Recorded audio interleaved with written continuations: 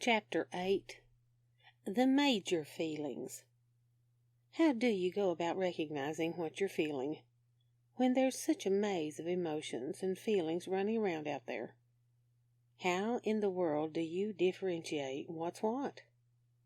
My experience has been that all of the feelings and emotions in the world can basically be narrowed down to two: love and fear. All positive feelings and emotions are love-based. All negative feelings or emotions are fear-based.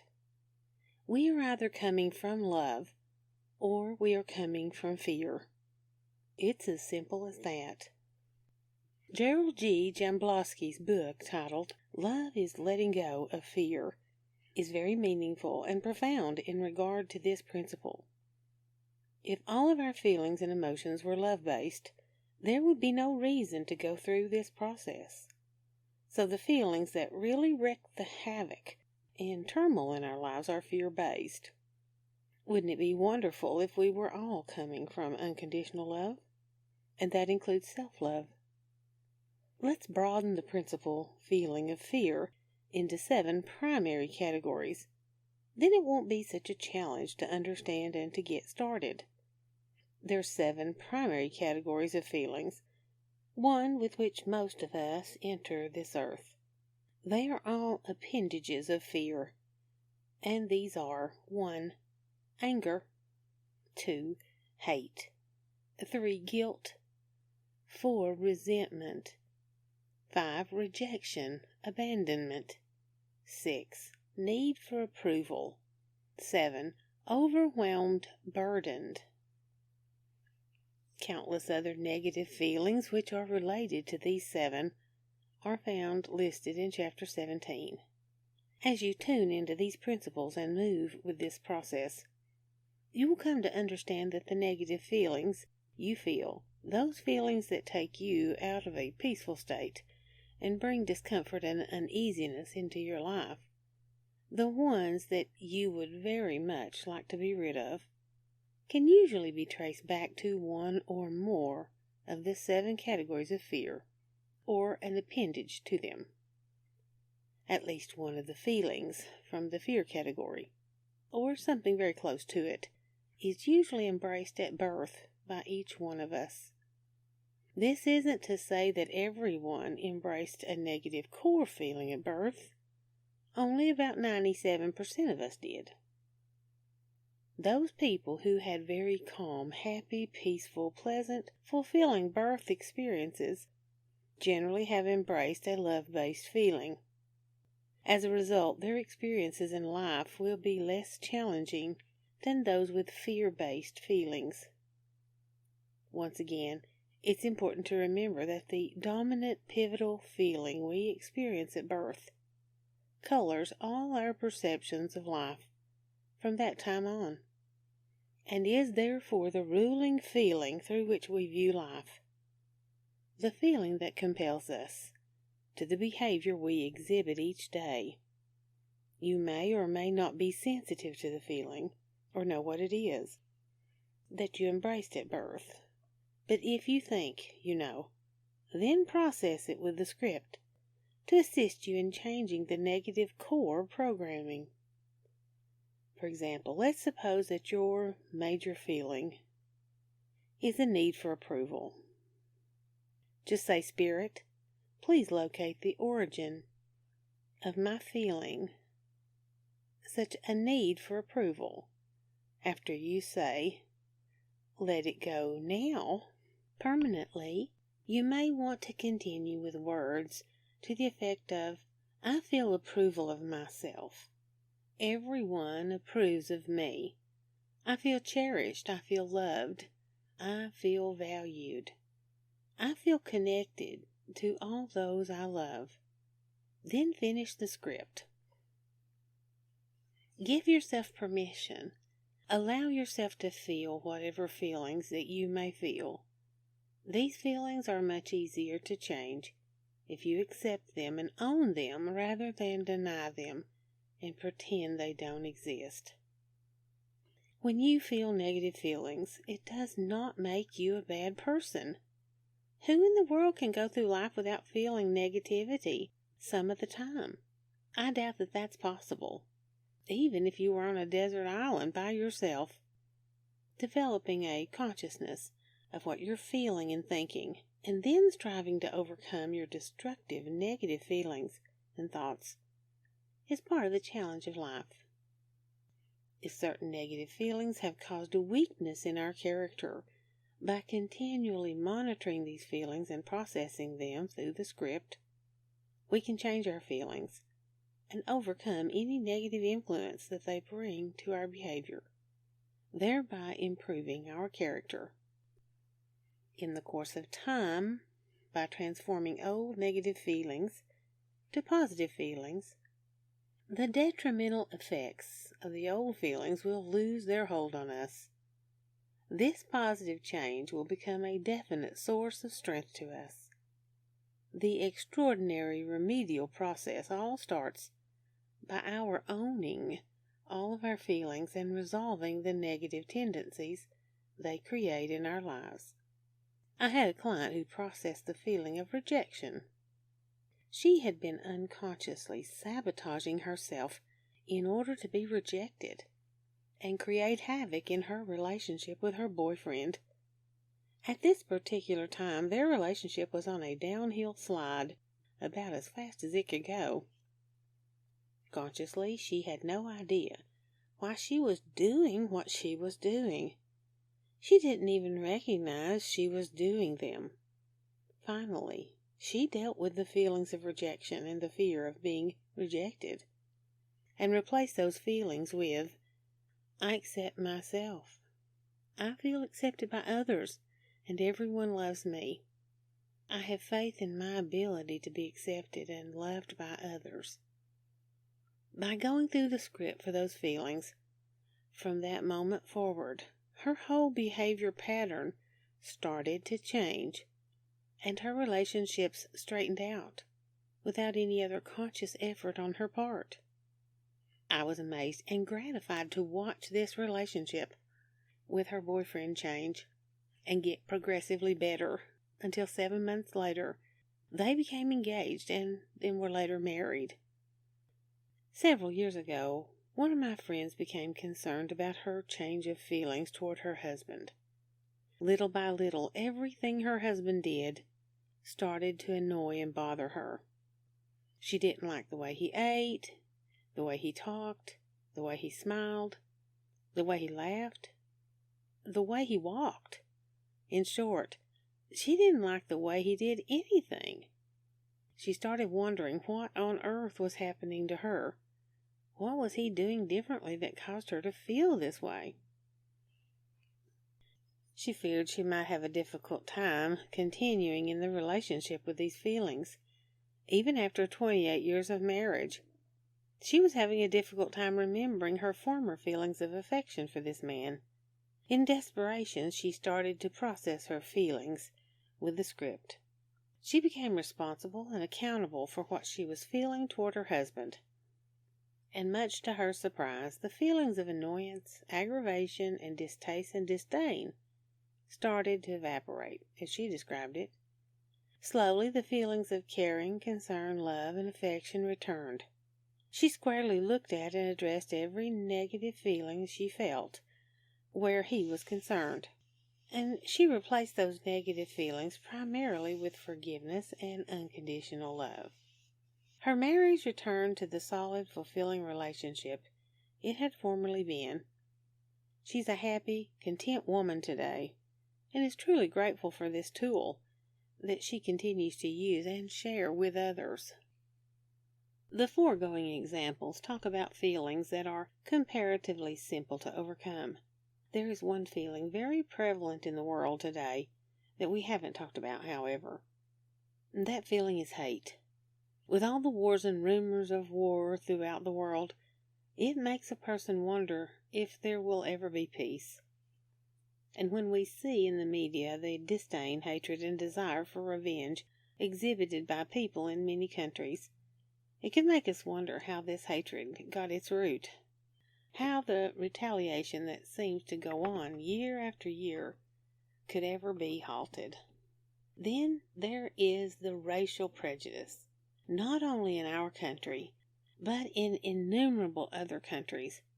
It reminds me of the song, "You've Got to Be Taught," from South Pacific, which in essence says that we have to be taught to hate and fear. We have to be taught from year to year. We're taught to hate a person's race, the color of someone's skin, someone's culture, etc., etc. You get the picture.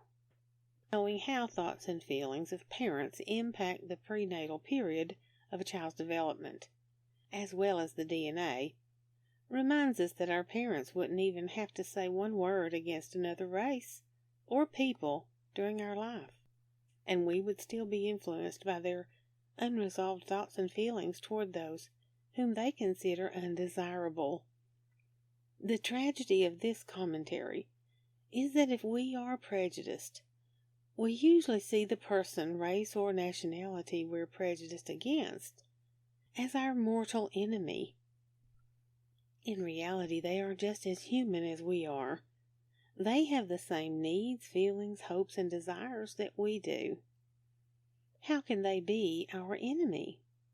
Have they declared themselves as such?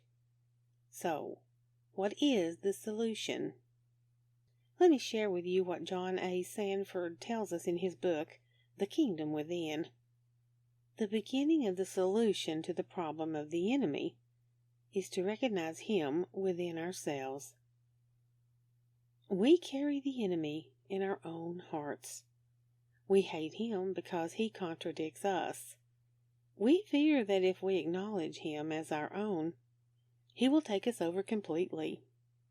The precise opposite is true. Not to acknowledge him is to fall into the power of the inner enemy who mocks our futile efforts to get rid of him by getting rid of those who carry the projected burden of our own darkness. To acknowledge him as our own is to begin to be released from his power and to find his constructive side. In other words, if we are desirous of eliminating hatred of supposed enemies, we would do well to start by looking at the reflection of ourselves in that enemy. If the quality that we hate is not in ourself, we cannot see it in another person. Or saying it another way, we only see in others that which we see subconsciously in ourselves. Until we own this truth, we will continue to carry the burden of our own darkness. A beautiful illustration of a person eliminating feelings of hate toward his enemy is told by George G. Ritchie in his book, Return from Tomorrow.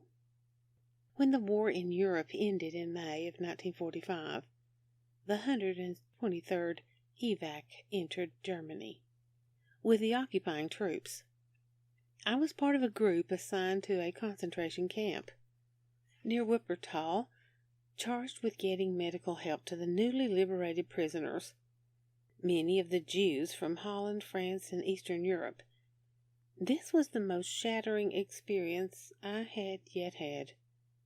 I'd been exposed many times by them to sudden death and injury, but to see the effect of slow starvation, to walk through those barracks where thousands of men had died a little bit at a time over a period of years, was a new kind of horror. For many it was an irreversible process. We lost scores each day in spite of all the medicine and food that we could rush to them. And that's how I came to know Wild Bill Cody. This wasn't his real name. His real name was 7 unpronounceable syllables in Polish. But he had long, drooping handlebar mustaches like pictures of the old Western hero, so the American soldiers called him Wild Bill. He was one of the inmates of the concentration camp, but obviously he hadn't been there long. His posture was erect and his eyes bright and his energy infatigable.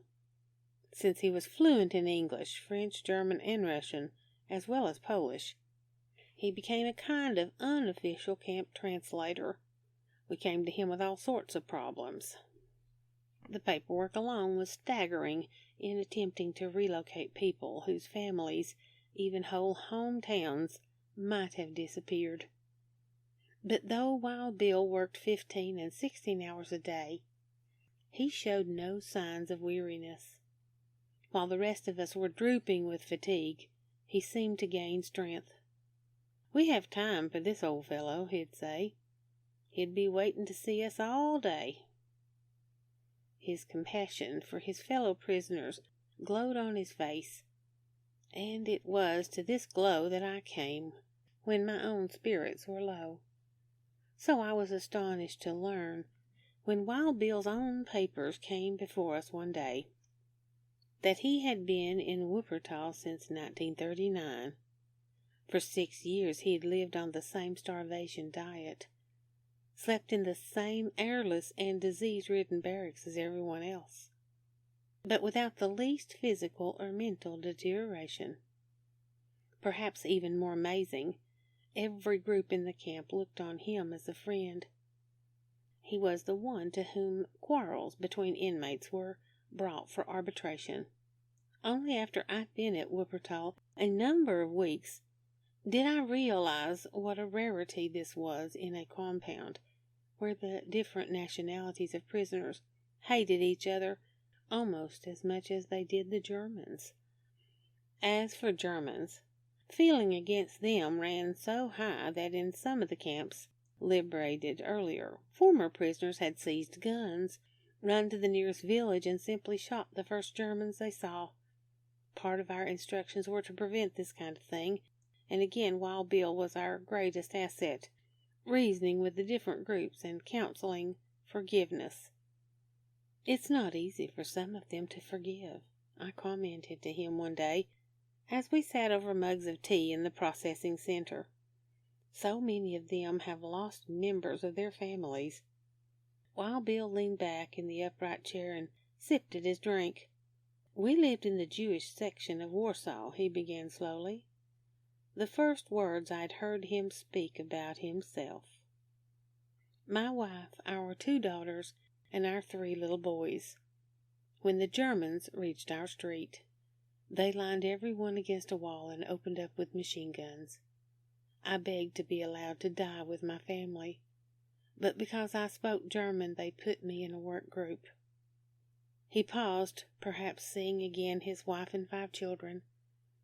"I had decided right then," he concluded, "whether to let myself hate the soldiers who had done this. It was an easy decision, really. I was a lawyer. In my practice, I had seen too often what hate could do to people's minds and bodies. Hate had just killed the 6 people who mattered most to me in the world. I decided then that I would spend the rest of my life, whether it was a few days or many years, loving every person I came in contact with." Loving every person. This was the power that had kept a man well in the face of every privation. Note, Wild Bill lived on the same starvation diet.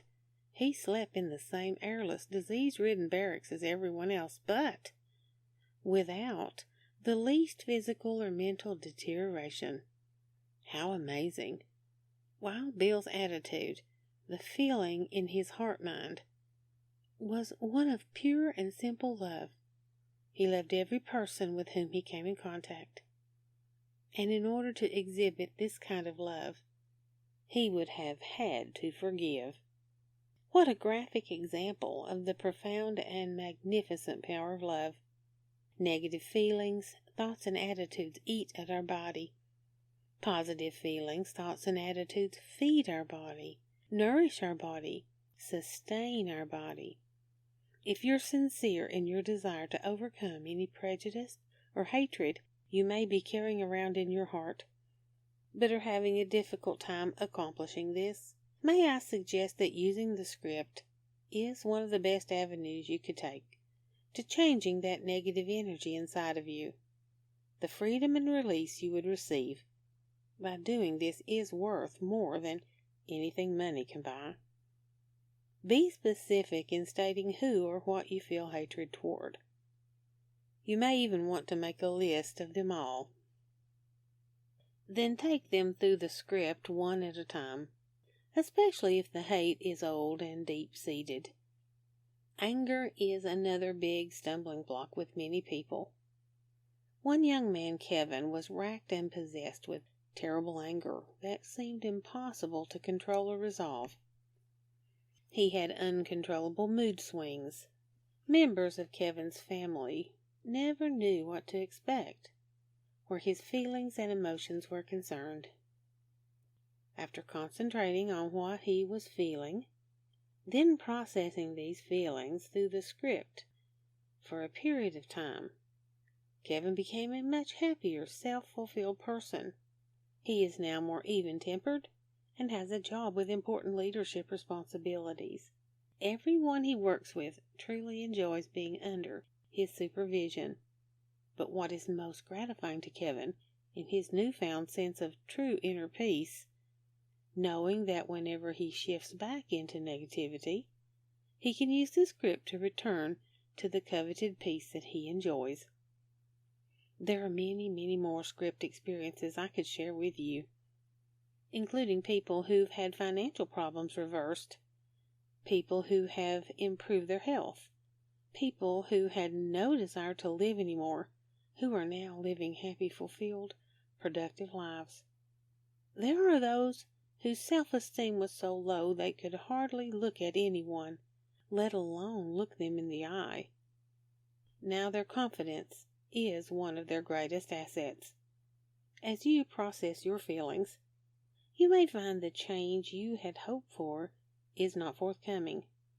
Oftentimes you're dealing with unresolved generational ancestral feelings and trauma, as well as your own, and they can be many layers deep. You usually have no conscious awareness of what they are, or from whence they came. Just keep digging by processing daily negative feelings and thoughts. The body also has its own priority as to what needs processing next. Sometimes what you may consider a priority is not in agreement with the body. Consequently, you could experience hit and miss until you finally hit the mark and start realizing results. When fear is the dark room where all the negatives are developed. Dealing with major feelings, be aware of any appendages and be willing to look at them also. A man who had been scripting for several months after attending one of my workshops in Washington called me and told me that he had decided to script for anger until it was gone. I said to him, "Now wait a minute, Dan. You mean without being specific about who or what was causing the anger?" He said, "Yes, I just scripted anger." Then he said, "And in 30 days it was gone. It just left." Not only that, but Gary, his somewhat rebellious son, who seemed to have been the recipient of Dan's unresolved anger through the DNA, did a complete flip-flop at the same time. Needless to say, he was very excited. Another man, after hearing Dan's story, scripted fear for about the same amount of time, and was finally free of that feeling which had plagued him for 60 years. Just remember, everyone is different. Consequently, the script will have a unique effect on each individual.